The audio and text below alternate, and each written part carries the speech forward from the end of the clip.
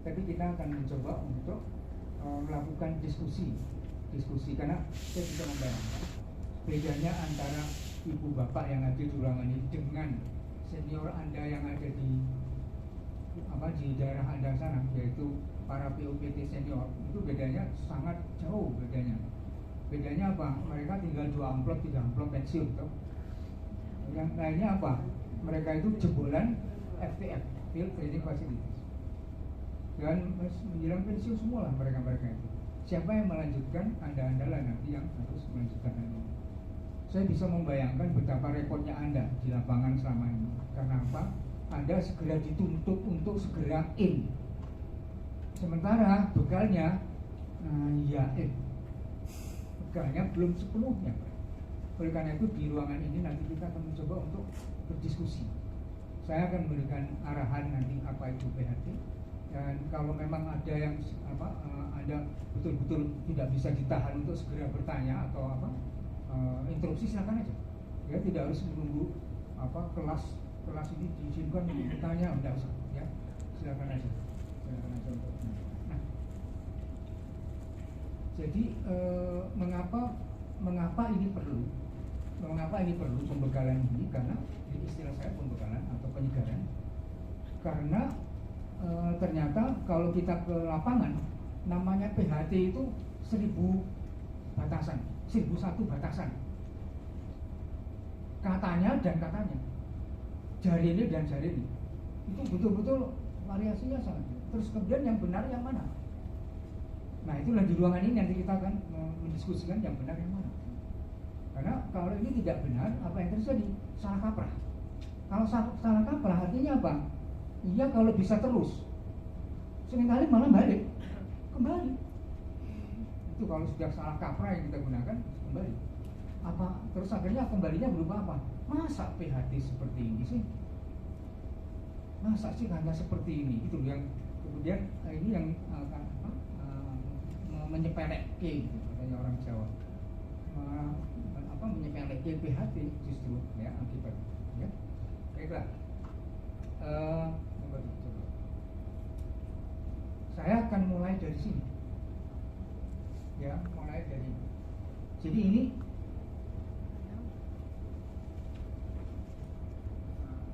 mumpung 2 tahun lebih saya tidak berjalan jalan seperti ini dan tanpa masker. Karena ngajar selama bertahun-tahun kemarin itu ada kaca kecil.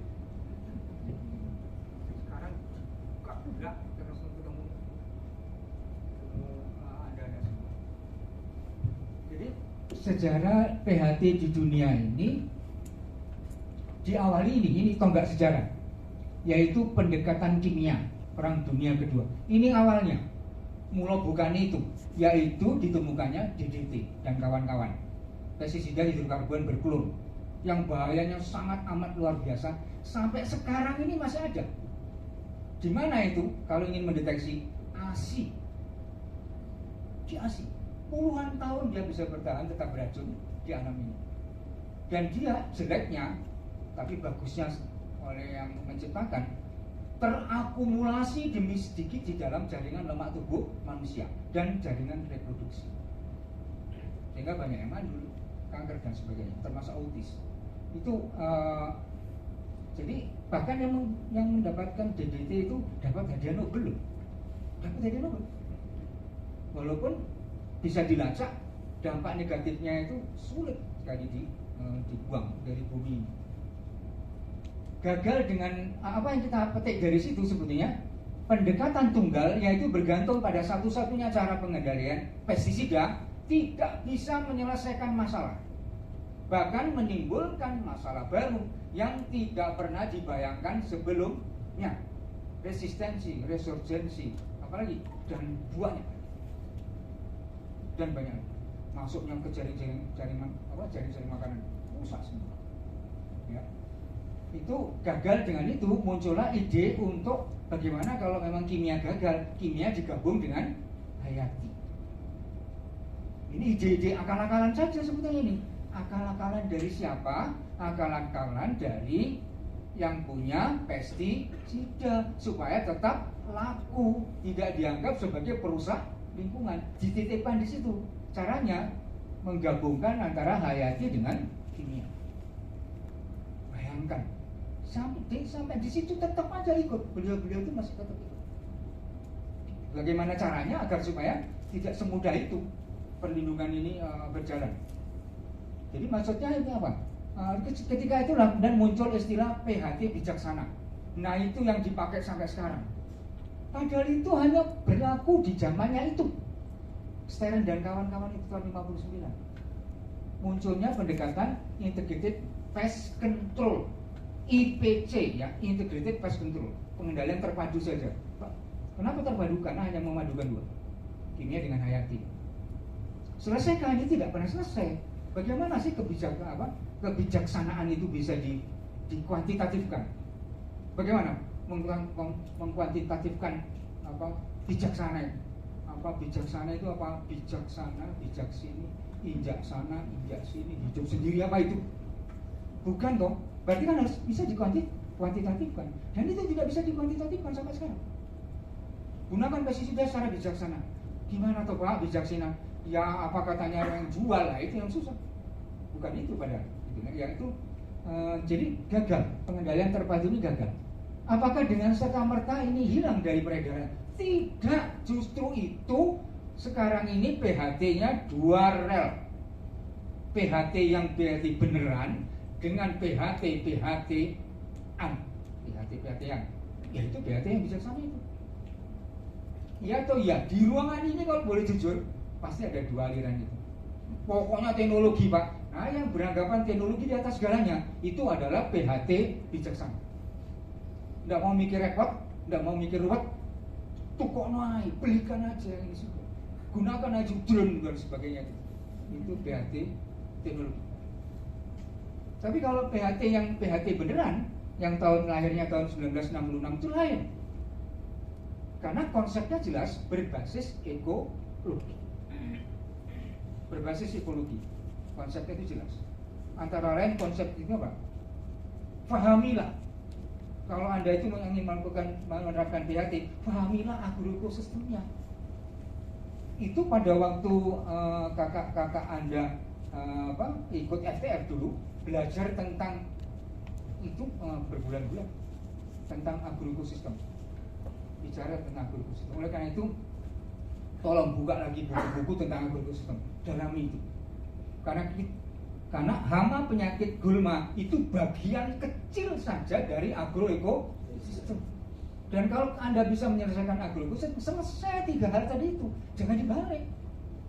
Karena selama ini kalau dibalik menyelesaikannya dari penyebabnya, hancurlah agroekosistemnya. Iya atau iya? Ya. Itu terjadi. Ya. Jadi begitu. Pendekatan PHT ini harapannya nanti akan bisa meluruskan PHT yang benar. PHT ini berbasis psikologi. Nah, kemudian apa yang terjadi sekarang? Dua PHT ini masih tetap berjalan bersama. PHT yang lahirnya itu memang berbasis psikologi dengan PHT teknologi ini berjalan seiring. Seharusnya tidak boleh itu. Seharusnya harus berada di rel yang sama. Seharusnya berada di rel yang sama. Nah, kemudian melalui Impres 386 lahirlah itu nanti di Indonesia. Kalau di dunia itu PHT itu sudah berkembang luas, mendalam. Antara lain yaitu lahirnya PHT berbasis ekologi. Betul-betul dinyatakan. Bukan pendekatan PHT yang memang berbasis ekologi, tapi memang ada PHT yang betul-betul berbasis ekologi yang punya Amerika, yang digunakan oleh Departemen Pertanian Amerika. Betul-betul berbasis ekologi. Berikutnya itu di dunia muncul ada PHT biointensif, yaitu PHT yang lebih mengutamakan pengendalian hayati. PHT yang lebih mengutamakan pengendalian hayati. Itu PHT biointensif. Ini banyak yang menerapkan ini. Dan yang berikutnya adalah PHT rekayasa ekologi. Jadi PHT yang menggabungkan antara dua praktek atau taktik PHT, yaitu pengendalian dengan bercocok tanam plus kombinasi dengan pengendalian dengan hayati. Ini digabungkan. Yang justru dua hal ini dibuang jauh-jauh oleh petani kita, bahkan kita. kita mungkin tidak akan melihat sebelah mata apa itu pengendalian dengan cara bercocok tanam, apa itu pengendalian dengan hayati. Buanglah. Yang kami mengerti apa? PPAH. Udah. PPAH itu dibawa kemana-mana. Padahal PPAH itu adalah bagian dari yang ada di dalam taktik pengendalian hayati. Malah pengendalian hayatinya tidak didalami. Yang didalami hanya PPAH, agen hayatinya saja. Cari sana, cari sini, perbanyak. Setelah banyak, bingung mau dibawa kemana Pak? Mau dijual? Loh kok dijual? Yang dulu yang meminta ini supaya memperbanyak siapa? Itu Mas POPT, Mbak POPT. Wah, bidan yang menghasilkan malah disalahkan oleh bayinya. Gimana Mas Mbak kalau sudah banyak seperti ini? Bingung mereka. Padahal sebetulnya mereka itu adalah bagian dari kelompok tani seharusnya, tapi tidak. Ya, baik.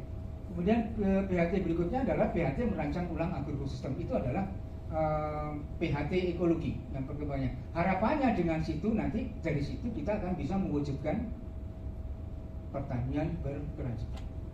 Jadi kita bisa mewujudkan pertanian berkelanjutan kalau PHT-nya benar. Kalau PHT-nya salah, tidak akan bisa sampai ke sana. Apalagi yang pakai bijaksana, bijak sini, tidak akan bisa sampai. Sudah, percayalah. Karena sebagai pendamping teman-teman petani kita tahu itu terlalu sulit untuk bisa mewujudkan ini. Ya, silakan. Itu di dunia. Nah, sekarang bagaimana di Indonesia? Lahirnya PHT di Indonesia ini unik. Jadi PHT di Indonesia tidak serta-merta begitu di dunia ada PHT, Indonesia ikut, tidak. Itu jeleknya manusia. Tidak mau belajar dari pengalaman orang lain, tetapi harus mengalami sendiri. Hancur dulu baru ikut.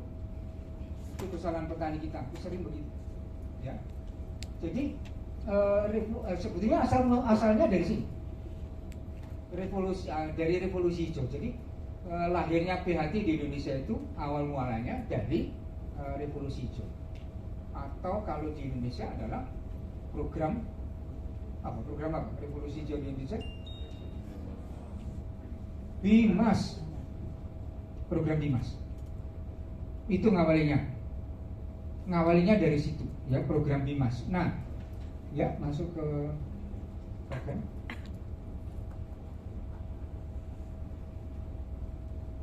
Terus langsung saja. Berikutnya terus.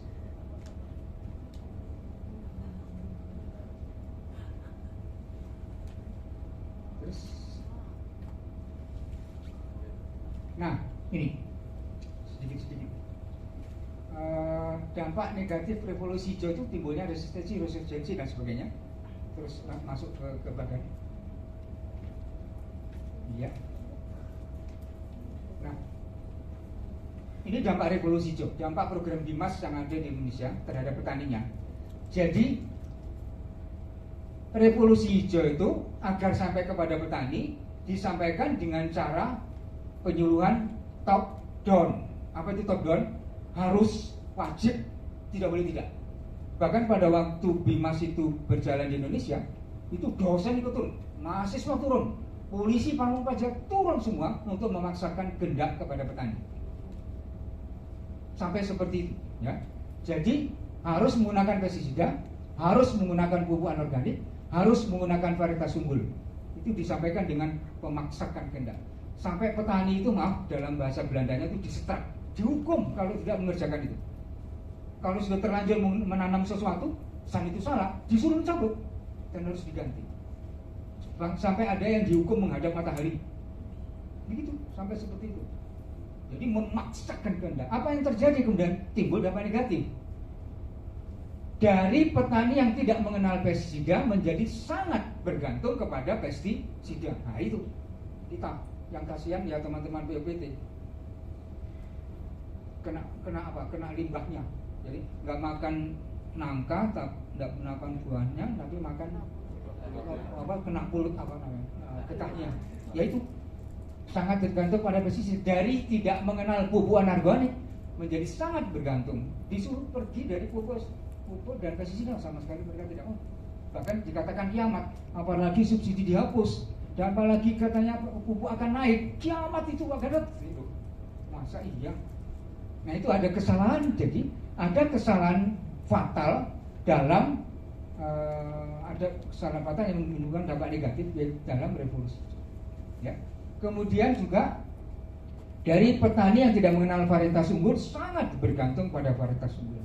Bahkan belum dapat izin, petani itu sudah dapat varietas baru. Saya tidak tahu dari mana mereka dapat. Anda pernah mendengar itu? Iya, ada itu sampai seperti itu. Ya, akhirnya apa? Ditanam bukan ditunggu panennya, tapi ditanam ditunggu matinya. Karena apa? Ternyata peka dengan hama dan penyakit, peka terhadap perubahan iklim. Ya. Dan yang fatal itu sekarang ini perilaku petani tidak menganggap dia punya lahan. Iya atau iya? Kenyataannya kalau ada serangan hama penyakit, apa yang dia lakukan? Menunggu bantuan pemerintah. Apa yang terjadi? Ya pasti terlambat. Terus pertanyaannya pasti begini, bagaimana Pak kalau sudah seperti ini? Oh, coba bayangkan, PUPT-nya bingungnya setengah mati kalau seperti ini. Itu semua pertanyaan-pertanyaan yang tidak berbasis pemahaman ekologi. Pasti terlambat.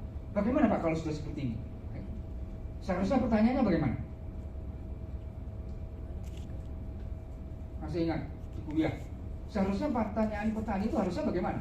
Yang mencerminkan bahwa dia seorang yang ber-PHT. Pertanyaannya harusnya bagaimana?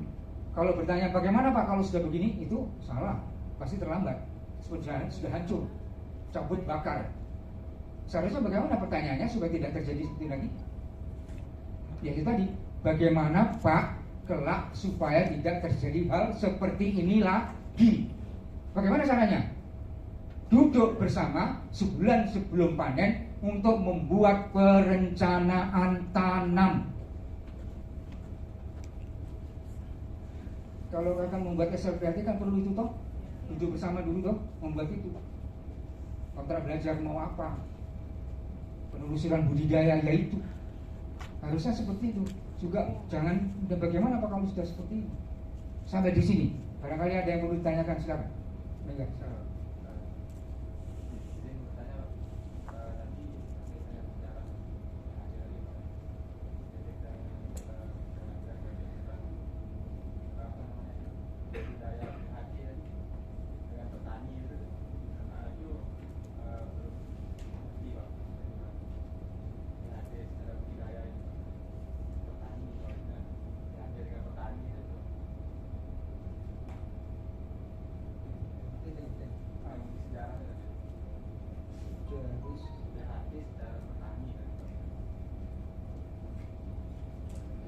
Atau begini, saya akan mencoba meramunya begini.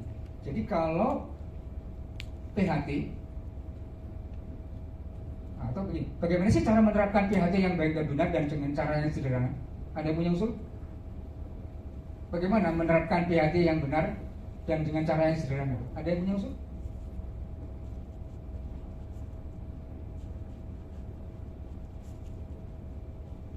Yaitu menitipkan setiap cara-cara pengendalian ke dalam setiap tahapan budidaya. Sudah benar itu. Jadi PHT itu sebetulnya bisa selesai dengan cara itu. Cara-cara pengendalian mulai cara bercocok tanam, mulai dengan pengendalian hayati, penggunaan varietas tahan dan lain-lain, dititipkan ke dalam setiap tahapan budidaya. Mulai dari mana? Perencanaan tanam. Dari mana awalnya? Pratanam. Apa pertanyaan paling sederhana? Mau menanam apa? Itu saja diskusinya tidak cukup seperempat jam. Misalnya dimulai dengan kenapa kok menanam tanaman yang sama? Di musim kemarin atau musim sekarang ini yang akan kita ganti ini nanamnya apa? Sama pada season. Terserang hama penyakit? Iya. Gimana supaya kita tidak terserang lagi? Apa ganti varietas lain? Apa kita suburkan lahannya? Kita tanam refugia dan sebagainya. Itu diskusi hanya mau nanam apa. Bayangkan itu sampai panen, bisa 2-3 hari diskusi. Itu awal SOP. P. Jadi kalau petani itu seharusnya kalau ingin menerapkan PHT harus punya SOP itu tadi. Jadi PHT itu bukan hanya revidia saja, tanpa pestisida atau pestisida bijaksana saja dan saja yang lain. Itu namanya pendekatan tunggal. Itu bukan PHT. Oh, mudah-mudahan menjawab. Juga belum. Ini ada lagi Pak. Pak ya Pak. Pak Nggak masalah. Jadi untuk ini Pak, kita di pertama lalu merekomendasikan ketika mau tanam itu setelah tanam itu jangan pakai sanitasi lagi. Nah, apakah ada kaitannya tentang PHD itu? Apakah PHD itu bisa membantu juga apabila nanti petani di lapangan itu tanam ternyata saya sama, karena memang contoh yang misalnya 32 gitu nanti hasil panennya di MT pertama itu wah tinggi nih Pak, nanti di MT kedua petani pasti mau lagi. Tapi kan kita selalu di ini jangan pakai sanitasi yang sama agar tidak namanya pakai gitu Pak. Ya. Pakai PHD itu susah gitu. Jadi PHT itu sebetulnya kunci utama PHT itu sebenarnya satu.